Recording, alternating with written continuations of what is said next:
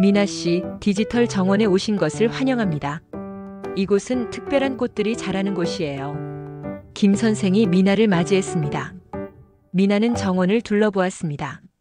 모든 것이 새롭고 신기했습니다.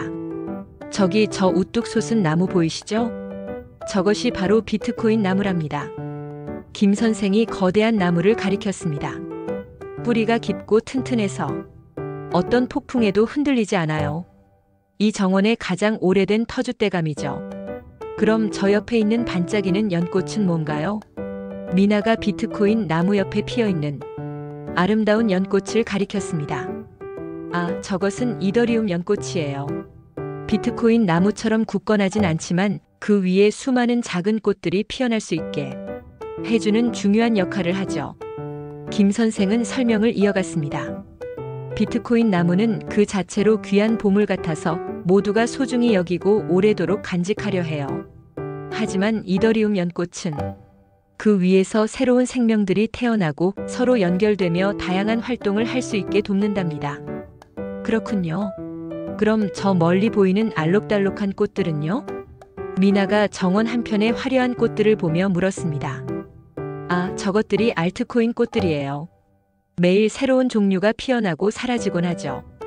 김 선생은 한숨을 쉬며 말했습니다. 알트코인 꽃들은 때로는 놀랍도록 아름답고 빠르게 자라기도 해요. 하지만 어떤 꽃은 하룻밤 사이에 시들어버리기도 하고 가시가 돋아 당신을 아프게 할 수도 있답니다.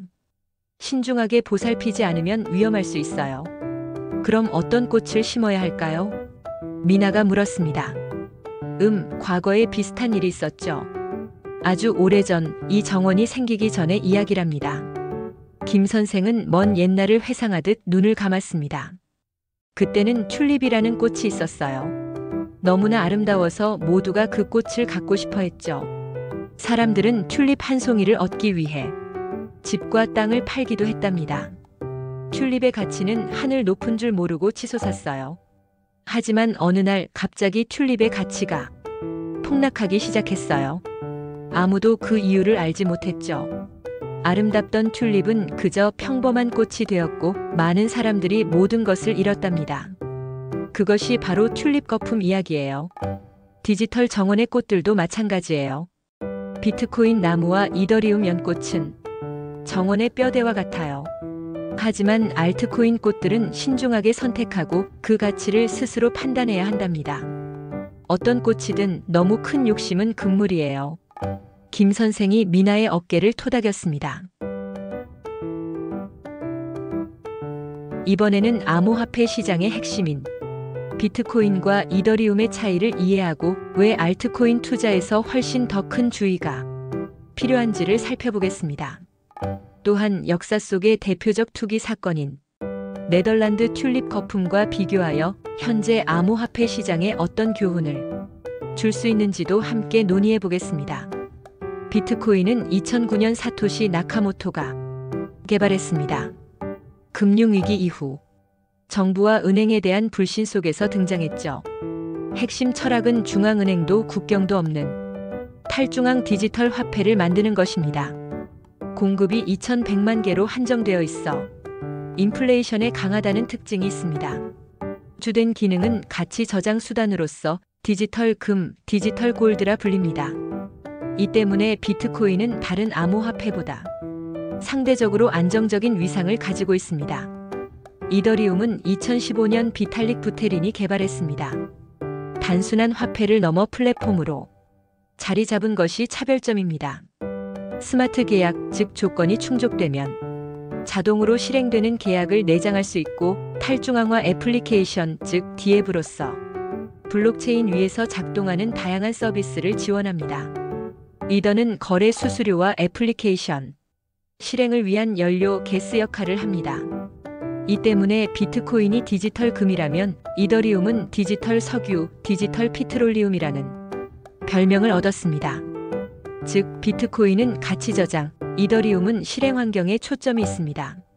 비트코인과 이더리움을 제외한 수많은 알트코인들, 왜 더 조심해야 할까요?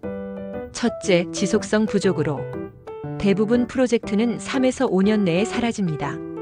둘째, 유동성 부족으로 거래량이 적어 가격 조작, 이른바 펌핑 앤드 덤핑에 취약합니다. 셋째, 규제 리스크로. 각국 정부 규제 강화에 따라 상장 폐지나 거래 금지가 잦습니다. 넷째, 보안 문제로. 해킹, 스마트 컨트랙트 취약, 운영자 도주, 즉 러그풀 사례가 많습니다. 다섯째, 집중된 지분 구조로. 특정 집단이 물량을 쥐고 있어 시장 왜곡이 심합니다. 따라서 알트코인 투자는 고위험 고변동 투자라는 점을 반드시 인식해야 합니다. 17세기 네덜란드에서는 튤립 한 송이가 집 한 채 값으로 거래될 정도로 과열 투기가 발생했습니다. 그러나 꽃 자체에는 그만한 내재 가치가 없었기에 결국 시장은 붕괴했습니다. 암호화폐 시장도 이와 유사한 점이 있습니다. 내재 가치가 불분명한 상태에서 투기 자금이 몰려 가격이 급등락하는 모습이죠. 특히 알트코인은 튤립과 유사한 속성을 지닌 경우가 많습니다. 다만 차이점도 있습니다.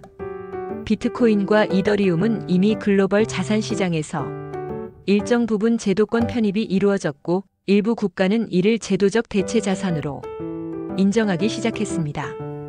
따라서 전부를 단순히 거품으로 보기는 어렵습니다.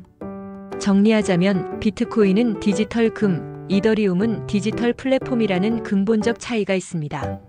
알트코인은 대부분 생존 가능성, 실질적 효용이 부족하여 위험성이 훨씬 큽니다. 튤립 거품과 같은 투기적 과열은 일부 알트코인에서 반복될 가능성이 높습니다. 따라서 암호화폐 투자를 고려할 때는 투기냐 투자냐를 냉정하게 구분해야 합니다. 단순히 남들이 산다고 따라가는 것은 위험한 선택일 수 있습니다. 이상입니다. 감사합니다.